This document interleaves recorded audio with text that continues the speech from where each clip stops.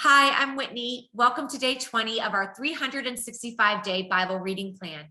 Today's reading is titled, Jacob Returns Home. Today we'll be reading Genesis chapter 32, verse 1 through chapter 33, verse 16, together in the New Living Translation. As Jacob started on his way again, angels of God came to meet him. When Jacob saw them, he exclaimed, "This is God's camp." So he named the place Mahanaim. Jacob sends gifts to Esau. Then Jacob sends messengers ahead to his brother Esau, who is living in the region of Seir in the land of Edom. He told them, "Give this message to my master Esau. Humble greetings from your servant Jacob.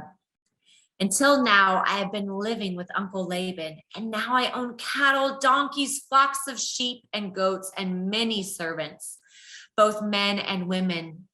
I have sent these messengers to inform my Lord of my coming, hoping that you will be friendly to me."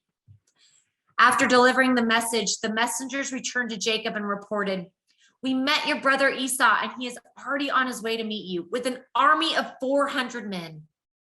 Jacob was terrified at the news. He divided his household along with the flocks and herds and camels into two groups. He thought if Esau meets one group and attacks it, perhaps the other group can escape. Then Jacob prayed, "O God of my grandfather Abraham and God of my father Isaac, O Lord, you told me, return to your own land and to your relatives. And you promised me I will treat you kindly. I am not worthy of all the unfailing love and faithfulness you have shown to me, your servant.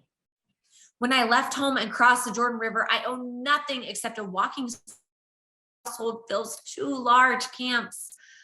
Oh Lord, please rescue me from the hand of my brother Esau. I am afraid that he is coming to attack me along with my wives and children. But you promised me I will surely treat you kindly, and I'll multiply your descendants until they are become as numerous as the sands along the seashore, too many to count."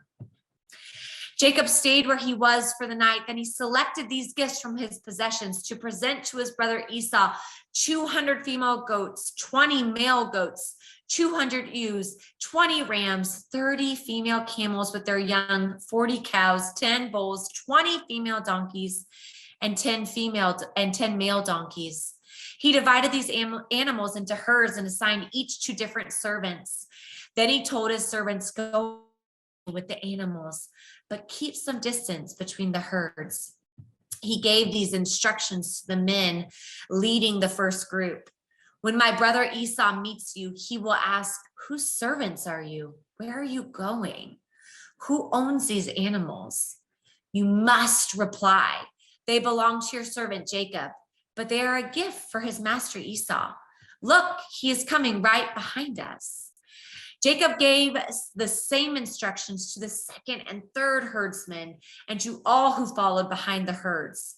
"You must say the same thing to Esau when you meet him, and be sure to say, 'Look, your servant Jacob is right behind us.'" Jacob thought, "I will try to appease him by sending gifts ahead of me. When I see him in person, perhaps he'll be friendly to me." So the gifts were sent on ahead, while Jacob himself spent the night in the camp. During the night, Jacob got up and took his 2 wives, his 2 servants, and his 11 sons and crossed the Jabbok River with them. And after taking them to the other side, he sent over all of his possessions. This left Jacob all alone in the camp, and a man came and wrestled with him until the dawn began to break. When the man saw that he would not win the match, he touched Jacob's hip and wrenched it out of its socket. Then the man said, "Let me go, for the dawn is breaking." But Jacob said, "I will not let you go unless you bless me." "What is your name?" the man asked. He replied, "Jacob." "Your name will no longer be Jacob," the man told him. "From now on, you will be called Israel, because you have fought with God and with men and have won." "Please tell me your name," Jacob said. "Why do you want to know my name?" the man replied. Then he blessed Jacob there.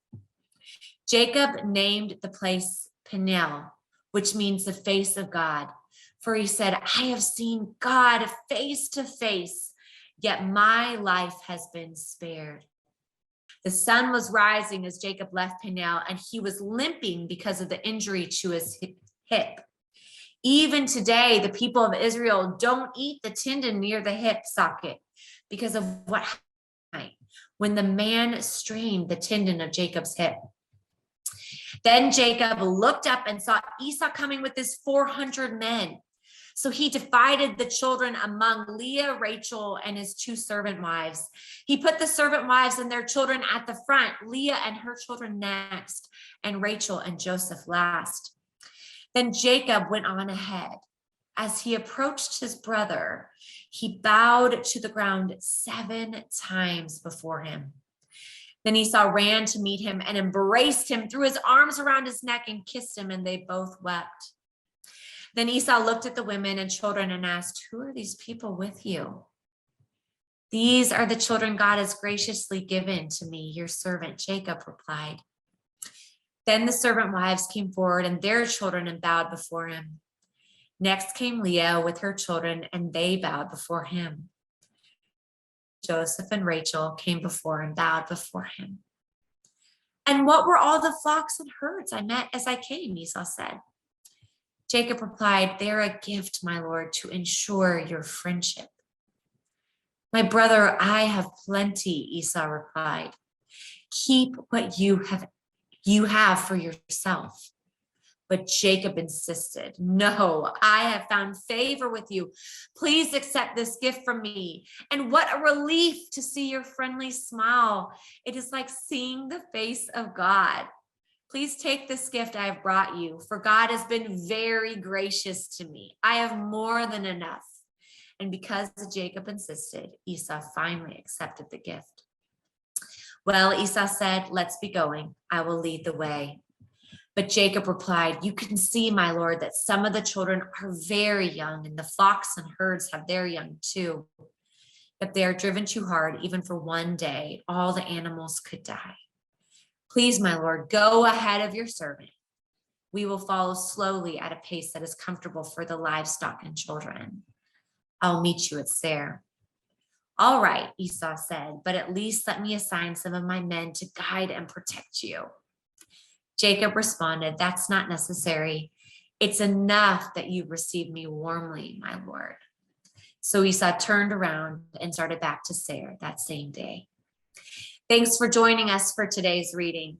Everyone has an invitation to sit at Jesus's table, and we hope you'll find your story and purpose in God's story.